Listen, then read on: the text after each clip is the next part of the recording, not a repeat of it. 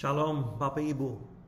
Kita lanjut dalam seri teologi sistematika dan sekarang kita akan belajar tentang siapakah Yesus.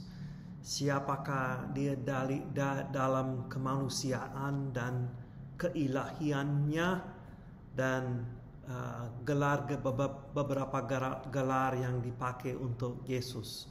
Jadi ini penting sekali doktrin siapakah Yesus, karena ada banyak ajaran palsu yang mulai dari pikiran tentang Yesus yang salah. Jadi itu penting sekali kita mengerti secara alkitabiah siapakah Yesus. Sebelum kita mulai, mari kita berdoa. Bapa, kami serahkan waktu ini dalam tangan Tuhan. Tolong kami mengajar dengan baik. Saya mengajar dengan baik dan tolong kami semua belajar dengan baik dan dari firman Tuhan, dan supaya kami bisa mengenal Yesus lebih dalam lagi. Kami berdoa dalam nama Yesus, amin. Bapak Ibu, ada banyak sumber yang dipakai saya. Yang pertama, Jesus as God dari Murray Harris, dia dosen saya dari Trinity di dekat Chicago, dan Wayne Grudem Systematic Theology, dan Gordon Fee Pauline Christology. Gordon Fee menulis dari surat-surat Paulus, bagaimana Paulus menganggap Yesus, dan setiap kali contohnya dia pakai kata kurias dalam bahasa Yunani.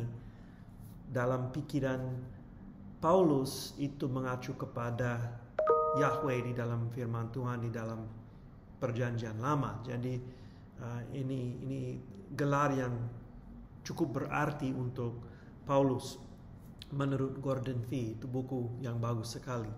Nah, kita mulai dengan kemanusiaan Kristus dan pasti dengan kelahiran dari anak darah Maria. Jadi saya pakai frasa-frasa dari pengakuan rasuli. Matius pasal 1, kita mungkin semua tahu ayat ini. Matius pasal 1 ayat 18, kelahiran Yesus Kristus adalah seperti berikut. Pada waktu Maria ibunya bertunangan dengan Yusuf, ternyata ia mengandung dari Roh Kudus sebelum mereka hidup sebagai suami istri. Ayat yang ke-20, tetapi ketika ia mempertimbangkan maksud itu, malaikat Tuhan nampak kepadanya dalam mimpi dan berkata, Yusuf, anak Daud, janganlah engkau takut mengambil Maria sebagai istrimu, sebab anak yang di dalam kandungannya adalah dari Roh Kudus. Jadi ini penting, dari firman Tuhan tidak mengatakan bahwa Allah bersetubuh dengan Maria, tidak. Tetapi Roh Kudus turun dan Yesus seperti yang dikatakan di sini ada di kandungannya adalah dari Roh Kudus. Jadi Yesus mulai sebagai di dalam rahim ibu Maria, ya, bukan ibu, belum ibu pada waktu itu. Dan Lukas menjelaskan cerita ini. Malaikat Gabriel menyatakan diri kepada Maria dan menjelaskan apa yang akan terjadi dalamnya, dan dia akan melahirkan sang juru selamat. Itu penting sekali doktrin ini, karena dulu itu nubuatan dari Kejadian pasal 3 ayat 15 kepada Hawa, bahwa anak yang akan datang dari Hawa itu akan menghancurkan kepala si iblis itu.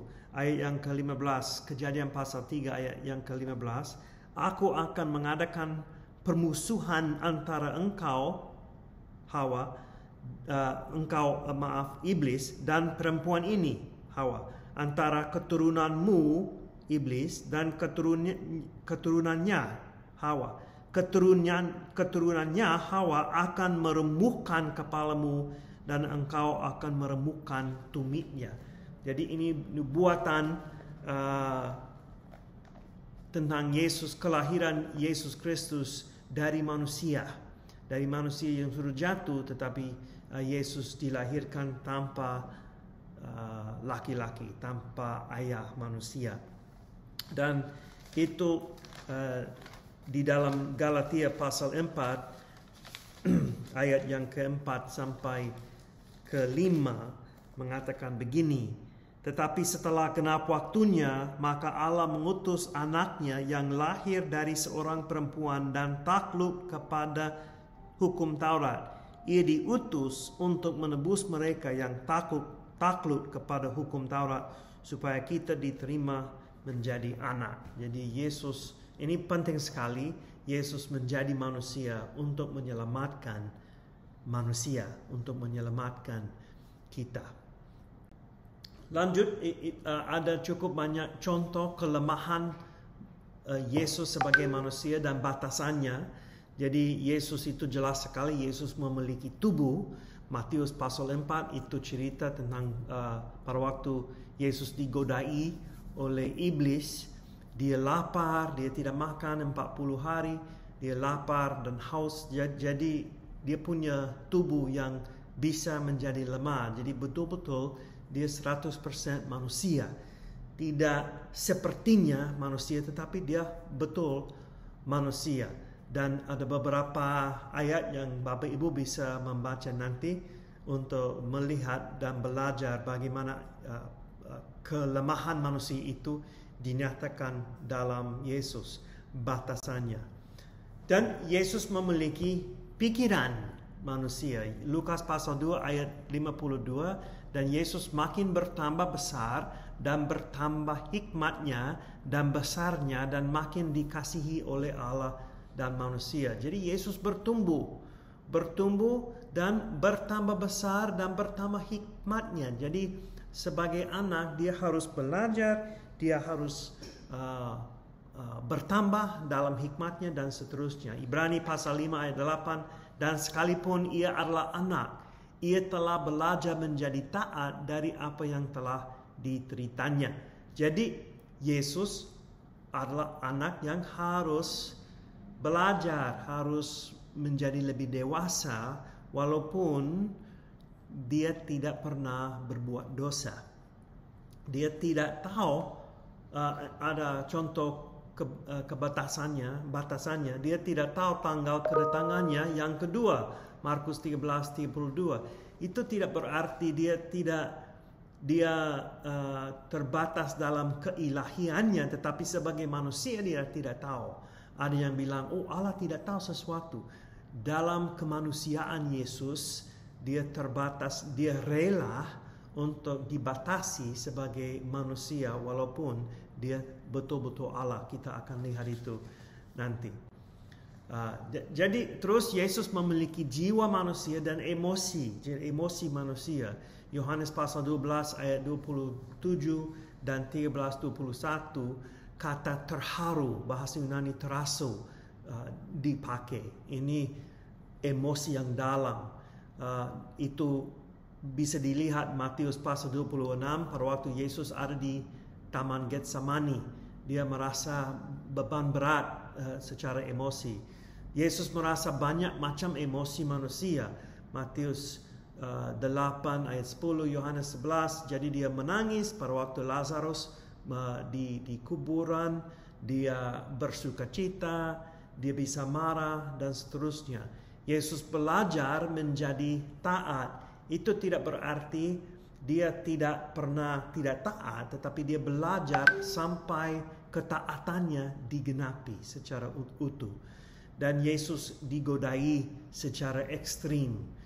Menurut Ibrani pasal 4 ayat 15, dia digodai jauh lebih serius dibandingkan dengan kita digodai. Jadi dia digodai secara ekstrim tetapi tidak berbuat dosa. Orang-orang dekat dengan Yesus hanya menganggapnya sebagai manusia. Jadi ini penting karena ada yang bilang dia bukan manusia tetapi dinyatakan miripnya manusia. Tetapi orang di sekeliling Yesus menganggap dia itu manusia. Dia orang. Ya, mereka ingat dia dibesarkan di Nazaret. ibunya Maria. Jadi mereka sudah tahu itu. Jadi Yohanes pasal 7 ayat 9. Ayat 5, maaf. Sebab saudara-saudaranya sendiri pun tidak percaya kepadanya. Dia punya saudara-saudara dari Yusuf dan Maria. Jadi mereka tidak saudara full, tetapi mereka saudaranya, dan mereka tahu ini Yesus ini saudara kita, itu saudara kami, tetapi mereka tidak percaya bahwa dia adalah Mesias. Belum percaya. Nanti Yakobus menjadi pemimpin di Yerusalem, Kisah Para Rasul pasal 15, tetapi pada waktu Yesus ada di dunia sebelum dia disalibkan dan bangkit, Yakobus adiknya tidak percaya. Nah, jadi ada keadaan tak berdosa. Ini sangat penting. Tidak ada bukti bahwa Yesus berbuat dosa. Dia tidak berbuat dosa apapun sama sekali. Jadi kita bisa lihat itu dalam ayat-ayat yang ada di slide. Lukas pasal 2, dia selalu taat terhadap ibu dan ayahnya. Ayat tiri sepertinya. Yohanes pasal 8 ayat 12, terang berarti kesucian secara moral. Jadi Yesus sangat suci secara moral, dan kita lihat Yesus disebut orang kudus, dan beberapa ayat yang dia tampak tak bersalah, tak bercacat, tak ada dosa. Jadi dia orang yang sempurna, yang tidak pernah berbuat dosa. Nah, oleh karena itu dia bisa menyerahkan nyawanya untuk mewakili manusia secara sempurna, karena dia tidak berbuat dosa. Terus mengapa kemanusiaan Yesus secara lengkap diperlukan? Yang pertama, ketaatan yang mewakili manusia. Lukas pasal 4 ayat 1-13 membandingkan dengan Kejadian pasal 2. Jadi Adam dan Hawa jatuh dalam dosa. Yesus digodai tetapi tidak jatuh. Jadi kita bisa membandingkan pada waktu Yesus menghadapi iblis dan godaan dari iblis, dia tidak jatuh. Walaupun Adam dan Hawa pertama kali dihadapi oleh iblis, mereka jatuh. Roma pasal 5 ayat 18-19. Sebab itu sama seperti oleh satu pelanggaran semua orang beroleh penghukuman, demikian pula oleh satu perbuatan kebenaran semua orang beroleh pembenaran untuk hidup. Jadi sama seperti oleh ketidaktaatan satu orang semua orang telah menjadi orang berdosa, demikian pula oleh ketaatan satu orang semua menjadi orang benar. Jadi oleh karena Yesus tidak berbuat dosa, dan dari ketaatannya orang lain bisa menjadi benar. 1 Korintus pasal 15 ayat 45-47, seperti ada tertulis, manusia pertama Adam menjadi makhluk yang hidup, tetapi Adam yang akhir yaitu Yesus menjadi roh yang menghidupkan. Manusia pertama berasal dari debu tanah dan bersifat jasmani. Manusia kedua berasal dari surga. Jadi Yesus bisa mewakili manusia dalam kemanusiaan. Juga kepentingannya untuk menjadi korban penyembahan yang mengganti umat manusia, Ibrani pasal 2, untuk menjadi pengantara di antara Allah dan manusia, 1 Timotius pasal 2, dan untuk menggenapi tujuan Allah yang original, yang aslinya, yaitu manusia memerintah di atas segala ciptaan. Jadi itu tujuan Allah yang original, yang dirusakkan oleh Adam dan Hawa, tetapi dikembalikan, digenapi oleh Yesus Kristus sebagai manusia yang sempurna. Ibrani pasal 2 ayat 8 dan 9. Segala sesuatu telah engkau taklukkan di bawah kakinya. Sebab dalam menaklukkan segala sesuatu kepadanya, tidak ada sesuatu pun yang ia kecualikan yang tidak takluk kepadanya. Tetapi sekarang ini belum kita lihat bahwa segala sesuatu telah ditaklukkan kepadanya. Tetapi dia yang untuk waktu yang singkat dibuat sedikit lebih rendah daripada malaikat-malaikat, yaitu Yesus. Kita lihat yang oleh karena penderitaan mau dimahkotai dengan kemuliaan dan hormat, supaya oleh kasih karunia Allah ia mengalami maut bagi semua manusia. Ia mengalami maut bagi semua manusia. Matius pasal 28 ayat 18, Yesus mendekati mereka dan berkata, "Kepadaku telah diberikan segala kuasa di surga dan di bumi." Jadi oleh karena dia manusia yang sempurna dan taat sampai sempurna, dia diberikan segala kuasa di surga dan di bumi. Efesus pasal 1 ayat 22, dan segala sesuatu telah diletakkannya di bawah kaki Kristus, dan dia telah diberikannya kepada jemaat sebagai kepala dari segala yang ada. Jadi ini menggenapi tujuan Allah yang original, manusia memerintah di atas segala ciptaan. Yesus menggenapi tujuan Allah itu dalam kemanusiaannya. Oke, nah juga untuk menjadi teladan bagi kita. Dia menjadi manusia untuk menjadi teladan bagi kita. 1 Yohanes pasal 2 ayat 6, barang siapa mengatakan bahwa ia ada di dalam dia, ia wajib hidup sama seperti Kristus telah hidup. Kristus sudah kasih contoh, teladan kepada kita untuk kita. 1 Yohanes pasal 3 ayat 2 sampai 3. Saudara-saudaraku yang kekasih, sekarang kita adalah anak-anak Allah, tetapi belum nyata apa keadaan kita kelak. Akan tetapi kita tahu bahwa apabila Kristus menyatakan dirinya, kita akan menjadi sama seperti Dia, sebab kita akan melihat Dia dalam keadaannya yang sebenarnya. Setiap orang yang menaruh pengharapan itu kepadanya, menyucikan diri sama seperti Dia adalah suci. Lanjut 2 Korintus pasal 3 ayat 18. Dan kita semua mencerminkan kemuliaan Tuhan dengan muka yang tidak berselubung, bukan seperti Musa yang berselubung. Dan karena kemuliaan itu datangnya dari Tuhan yang adalah Roh, maka kita diubah menjadi serupa dengan gambarnya dalam kemuliaan yang semakin besar. Dan Roma pasal 8 ayat 29.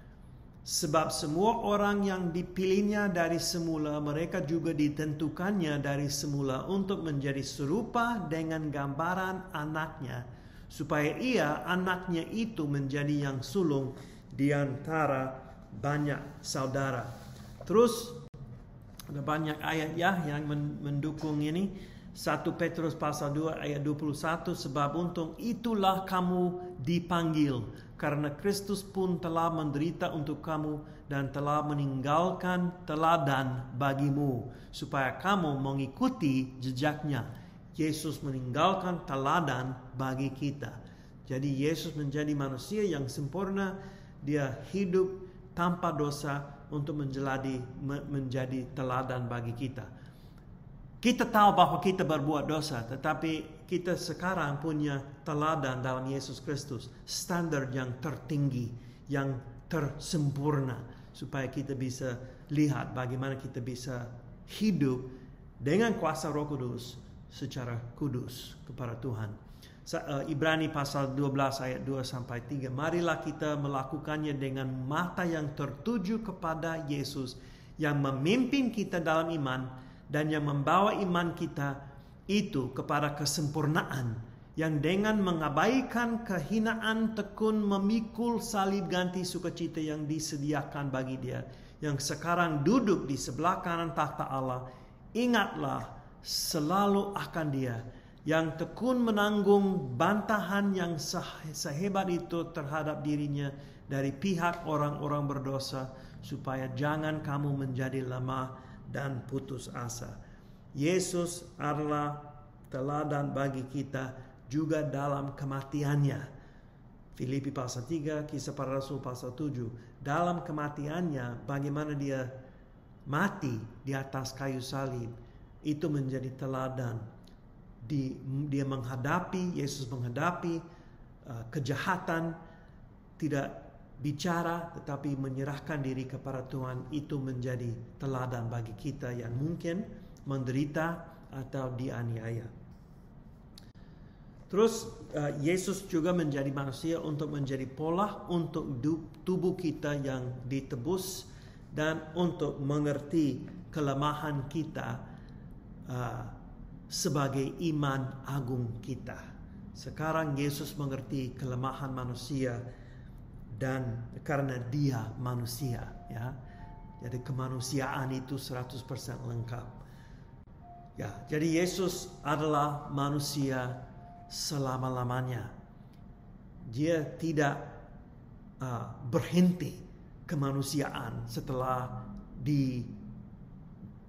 dibangkit dari antara orang mati atau diangkat. Dia tetap manusia selama-lamanya. Ini misteri, ini rahasia itu luar biasa yang terjadi dari rencana sebelum dunia ini diciptakan. Itu sudah direncanakan Tuhan untuk mengutus anaknya menjadi manusia dan terus selama-lamanya dia adalah manusia. Jadi itu bisa dilihat dalam ayat-ayat itu. Dia bisa makan, setelah dibangkit dia bisa minum, dan tetapi tubuhnya berubah sama seperti tubuh kita pada waktu kita bangkit dari kuburan kita. Pada waktu Yesus datang kembali, tubuh kita berubah juga, dimuliakan. Yesus menjadi pelopor untuk itu. Jadi ini kemanusiaan Yesus, ada cukup banyak ayat yang kita lihat yang membukti bahwa Yesus betul-betul manusia 100%. Tetapi juga dia Allah 100%.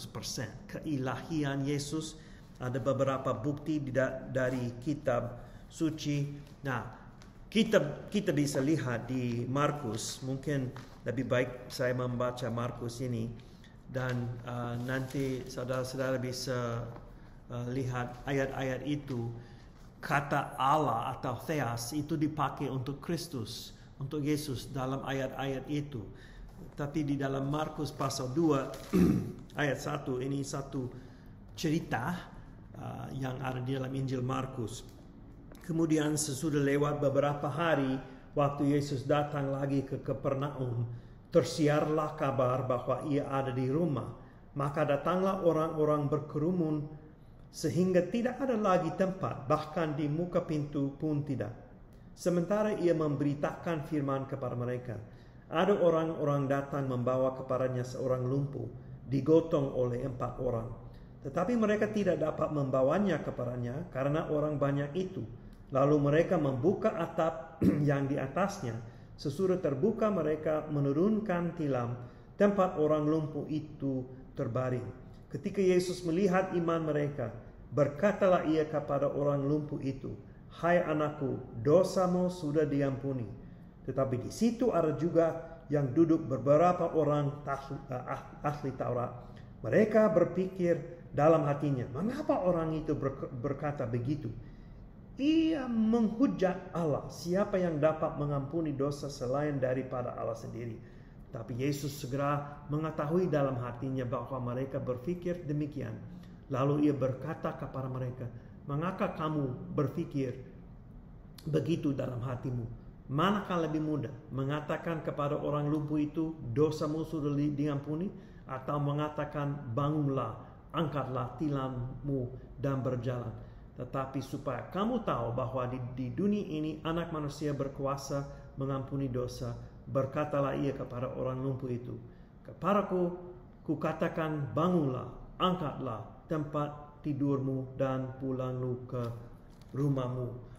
Itu menarik karena Yesus sebagai orang Yahudi tidak berdebat tentang keidentitasnya sebagai Allah. Kalau mereka komplain orang ahli Taurat bahwa hanya Allah bisa buat begitu. Yesus tidak membalas, oh ya begitu, ya sebenarnya saya bukan Allah, tetapi saya mewakili Allah dan mengampuni orang ini. Tidak. Dia langsung ambil identitas itu sebagai Allah. Allah yang berhak untuk mengampuni dosa orang. dan dia membuktikan itu dalam penyembuhan orang lumpuh itu. Jadi itu luar biasa. Cukup banyak ayat yang mengacu kepada Yesus sebagai Allah, khususnya Yohanes pasal 1 ayat 1. Firman itu ada, dan firman itu bersama dengan Allah, dan firman itu Allah, dan firman identitas itu dijelaskan dalam ayat 14. Firman menjadi manusia, menjadi daging, itu pasti itu Yesus dalam ceritanya. Jadi ya, kita bisa, nanti Bapak Ibu bisa membaca ayat ini untuk belajar lebih dalam lagi. Juga ini menarik karena kata Tuhan, seperti saya jelaskan tadi, kata Tuhan atau kurias dipakai untuk Kristus. Kurias ada dalam Perjanjian Lama, dalam Septuaginta, penerjemahan Yunani dari Perjanjian Lama. Setiap kali kata Yahweh dipakai, orang Yahudi mengucapkan Adonai, tetapi mereka menerjemahkan Yahweh itu sebagai kurias. Dan dalam terjemahan kita sekarang di TB contohnya, ada Tuhan dengan huruf besar. Setiap kali kita lihat Tuhan huruf besar, itu mengacu kepada Yahweh, nama Yahweh. Tetapi di dalam Perjanjian Baru, pada waktu mereka pakai kata kurias, mereka mengacu kepada Septuaginta, karena mereka sering mengutip dari Septuaginta, terjemahan dari Perjanjian Lama dalam bahasa Yunani. Dan ini beberapa contoh yang mana kurias dipakai untuk Kristus. Jadi Yesus adalah kurias. Yesus dibandingkan dengan kuasa atau esensi identitas Yahweh. Nah, jadi ada cukup banyak contoh. Dan ada perdebatan lain mengenai keilahiannya. Jadi dalam Yohanes pasal 8 ini perdebatan dengan orang Farisi dan ahli Taurat lagi, dan ini agak jelas pendapat Yesus tentang diri sendiri. Karena ada yang bilang, oh Yesus tidak pernah menganggap dia sebagai Allah, atau tidak menyatakan dia sebagai Allah. Tetapi seringkali dia mengacu kepada ayat-ayat dalam Perjanjian Lama, dan jelas sekali intinya, maksudnya dia adalah Allah. Jadi ini contohnya Yohanes pasal 8 ayat 57-58. Maka kata orang-orang Yahudi itu kepadanya, umurmu belum sampai 50 tahun dan engkau telah melihat Abraham. Karena Yesus berkata dia sudah melihat Abraham. Dan kata Yesus kepadanya, aku berkata kepadamu, sesungguhnya sebelum Abraham jadi, aku telah ada. Nah, frase itu, aku telah ada, atau ego eimi dalam bahasa Yunani, mengacu kepada Keluaran pasal 3 ayat 14, yang mana Allah menyatakan diri kepada Musa dari semak duri itu yang bernyala. Jadi bisa lihat dari dalam Yohanes pasal 6, 8, 10, beberapa kali Yesus mengatakan, aku telah ada, atau ego eimi, mengacu kepada Yahweh itu, identitas itu. Dan dalam Wahyu pasal 1 ayat 8, ini penyataan kepada penglihatan kepada Yohanes, Rasul Yohanes, dan dia dengar suara yang nyaring di surga itu, aku adalah Alfa dan Omega, firman Tuhan Allah yang ada dan yang sudah ada dan yang akan datang, yang Maha Kuasa. Itu jelas di situ dalam konteksnya itu Allah Bapa, Allah, ya, Tuhan. Tetapi juga dalam Wahyu pasal 22 ayat 13, aku adalah Alfa dan Omega, yang pertama dan yang kemudian, yang awal dan akhir. Ya, siapakah bilang begitu? Itu dikatakan oleh Yesus. Jadi tidak bisa Alfa dan Omega dua pribadi. Jadi Yesus mengatakan begitu juga sebagai Allah. Dan kita sudah diskusi Yohanes pasal 1 ayat 1 dan 14, Yesus adalah firman Allah, dan Yesus memakai gelar anak manusia untuk diri sendiri 84 kali dalam Injil-Injil, dan itu mengacu kepada Daniel pasal 7 ayat 13 sampai 14, anak manusia yang mendekati Allah dan diberikan otoritasnya. Jadi ada anak manusia, ada makhluk di situ di Daniel yang dilihat Daniel, dan itu frase itu anak manusia diambil oleh Yesus untuk diri sendiri, yang dia jelas sekali mengidentitaskan diri sebagai anak Allah, Mesias itu, dan dengan keilahiannya. Jadi ada cukup banyak ayat lain gelar anak Allah menyamakan Yesus dengan Allah, khususnya dalam Injil Yohanes sebagai anak Allah. Yesus dapat dipercayai untuk kehidupan kekal. Dia memiliki otoritas dari Allah Bapa sebagai anak Allah. Sesudah ada sejak permulaan zaman yang diutus oleh Bapaknya. Ibrani pasal 1 ayat 1 dan sampai 3 itu ayat kunci, referensi kunci dalam diskusi ini.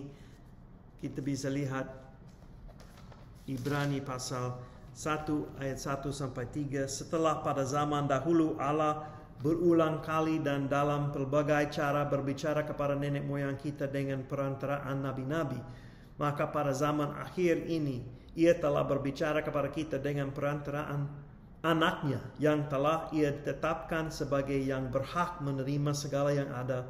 Oleh Dia Allah telah menjadikan alam semesta.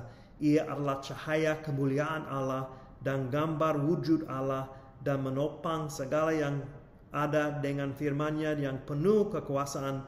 Dan setelah Ia selesai mengadakan penyucian dosa, Ia duduk di sebelah kanan yang maha besar di tempat yang tinggi. Jadi jelas sekali keilahian Yesus, dan ada beberapa bukti lain yang bahwa Yesus memiliki sifat-sifat keilahian, kemahakuasaan, Dia kekal, kemahatauan, kemahahadiran, kedaulatan, kekekalan atau keabdian, layak untuk disembah. Jadi kalau malaikat lain atau ada malaikat, mereka menolak kalau disembah. Yesus tidak pernah menolak disembah. Dia layak untuk itu dan Dia terima persembahan. Kesimpulan, Kristus ilahi secara lengkap. Kolose pasal 1 ayat 19, karena seluruh kepenuhan Allah berkenan diam di dalam Dia. Kolose 2 ayat 9, sebab dalam Dialah berdiam secara jasmania seluruh kepenuhan kealahan. Matius pasal 1 ayat 23, sesungguhnya anak dari itu akan mengandung dan melahirkan seorang anak laki-laki, dan mereka akan menamakan Dia Immanuel, yang berarti Allah menyertai kita. Jadi dalam Yesus ini Allah menyertai kita. Nah, mengapa keilahian Yesus diperlukan? Kenapa doktrin ini penting? Yang pertama, hanya seseorang yang adalah Allah yang tak terbatas dapat menanggung semua dosa di dalam dunia ini. Ini teori dari Anselm dalam bukunya Cur Deus Homo, bahasa Latin, kenapa Allah menjadi manusia, artinya. Jadi dia menjelaskan karena satu dosa pun bisa menjadi layak untuk murka Allah jatuh ke atas orang itu. Satu dosa pun, karena tak terbatas itu menyinggung Allah. Jadi hanya Allah yang tak terbatas bisa memuaskan murka Allah itu dengan pengorbanan yang tak terbatas. yang sempurna. Dan hanya manusia bisa buat itu untuk mewakili manusia. Tetapi bukan manusia saja, tetapi manusia yang juga Allah, bisa mewakili Allah. Jadi keselamatan kita tahu dari Yesaya pasal 43 berasal dari Allah. Jadi itu penting sekali, Yesus adalah Allah. Nah, beberapa hal poin. Terus keilahian dan kemanusiaan dalam satu pribadi, yaitu Yesus. Apollinarianisme, ini salah satu pikiran yang tidak pas. Pikiran akal budi dan Roh Kristus terpisah. Tetapi pandangan ini ditolak oleh Konsili Alexandria dan Konsili Konstantinopel. Jadi ada tubuh manusia dan hakikat ilahi yang terpisah, tetapi ini tidak pas. Nestorianisme ada dua pribadi yang terpisah dalam Kristus, suatu pribadi manusia dan suatu pribadi ilahi. Nestorius adalah uskup Konstantinopel pada tahun 438, tetapi itu dikatakan salah juga. Jadi Nestorius mengatakan bahwa Maria melahirkan seorang manusia yang diisi dengan keilahian, bukan melahirkan pribadi Allah, anak Allah. Jadi ini beda sekali. Dan monofisit atau eutychianisme, Yesus memiliki satu hakikat saja. Eutychus mengajar pandangan ini. Jadi Konsili Chalcedon itu penting karena itu menjelaskan teori yang pas atau pengajaran doktrin yang pas mengenai siapakah Yesus. Saya akan membaca ini. Dengan meneladani para bapa suci, kami sepenuhnya mengajarkan dan mengakui Sang Putra yang satu dan sama, Tuhan kita Yesus Kristus, yang sempurna dalam keilahian dan sempurna dalam kemanusiaan yang sama, yang adalah Allah sejati dan manusia sejati yang sama, yang terdiri atas tubuh dan jiwa yang rasional, yang sehakikat konsubstansial dengan Sang Bapa dalam keilahiannya dan sehakikat dengan kita dalam kemanusiaannya, sama seperti kita dalam segala hal kecuali dalam hal dosa. Ia keluar dari Sang Bapa sebelum segala zaman dan pada hari-hari terakhir ini, demi kita dan demi keselamatan kita, dilahirkan dalam kemanusiaannya dari perawan Maria, Bunda Allah.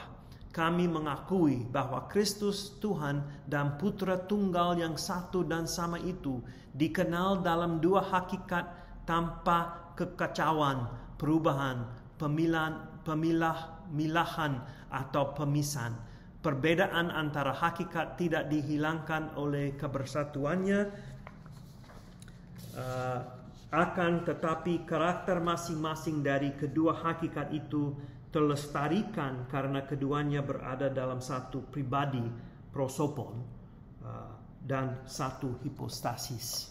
Jadi itu statement dari Konsili Chalcedon yang menyimpulkan Yesus sebagai Allah dan manusia, 100% ilahi dan 100% manusia. Nah, beberapa hal dengan cepat saya mau kasih lihat beberapa slide untuk gelar-gelar Yesus. Nanti Bapak Ibu bisa membaca dan belajar sendiri. Kristus sebagai Nabi dalam Ulangan pasal 18 mengacu kepada Nabi yang akan datang dari orang Yahudi. Tapi Nabi bukan gelar untuk utama. Yang utama untuk Yesus. Ada beberapa orang yang menyambut Yesus sebagai Nabi, tetapi mereka kurang mengerti siapakah dia. Tetapi jelas bahwa Yesus adalah Nabi yang dinubuatkan oleh Musa. Bukan nabi-nabi lain, tetapi Yesus. Yesus lahir besar daripada nabi-nabi perjanjian lama. Tentang dia, nubuat perjanjian lama dikatakan Yesus bukan pemberita, tetapi sumber firman Allah. Ini beda dari nabi yang biasa. Kristus sebagai iman agung. Yesus menyerahkan suatu korban persembahan yang sempurna. Ibrani pasal 9, korban persembahan yang sempurna dijelaskan dalam ayat-ayat itu. Yesus kedua-duanya yaitu korban persembahan dan iman yang menyerahkan korban itu. Dia menyerahkan diri sendiri. Yesus terus menerus mendekatkan kita kepada Allah. Dan Yesus terus menerus mendoakan kita. Dalam Kristus kita memiliki seorang manusia yang murni, yang sempurna, dan yang mendoakan kita dan memuliakan Allah terus menerus melalui doa. Dan terus Kristus sebagai Raja. Kita lihat itu dalam Matius pasal 2, Yohanes pasal 6, Yohanes 18. Tetapi ada kerajaan yang dinyatakan dalam khotbahnya. Kerajaan Allah sudah ada, sudah dekat. Dan dia tidak menegur orang-orang yang menyebutnya sebagai Raja pada waktu dia masuk Yerusalem. Tetapi kerajaannya beda, bukan berasal dari dunia ini. Dia mengatakan itu kepada Pilatus, tetapi itu berasal dari Allah. Setelah kebangkitan Yesus, dia diberikan tahta raja. Otoritasnya akan diakui oleh semua orang pada waktu Yesus datang kembali ke dunia. Dan yang terakhir, tugas kita sebagai anak-anak Allah, sebagai dalam tubuh Yesus, tugas kita sebagai nabi-nabi, imam-imam dan raja-raja. Kita nabi-nabi pada waktu kita menyampaikan firman Tuhan kepada orang lain. Kita imam-imam di dalam Kristus, imam kudus di dalam Kristus, sesuai dengan Keluaran pasal 19 yang digenapi dalam 1 Petrus pasal 2. Dan kita duduk di tahta-tahta bersama-sama dengan Allah dan anaknya Yesus Kristus. Jadi banyak hal yang bisa diajarkan, bisa dikatakan, bisa diteliti tentang siapakah Yesus Kristus. Tapi pada intinya kita lihat dari firman Tuhan, Yesus adalah manusia 100%, Yesus adalah Allah 100%. Bagaimana bisa jadi? Saya tidak bisa jelaskan itu. Tetapi saya percaya dalam firman Tuhan itu dikatakan dalam firman Tuhan sangat jelas siapakah Yesus untuk kita. Dan mewakili Allah, mewakili kita. Dan oleh karena itu kita bisa diselamatkan. Tuhan memberkati.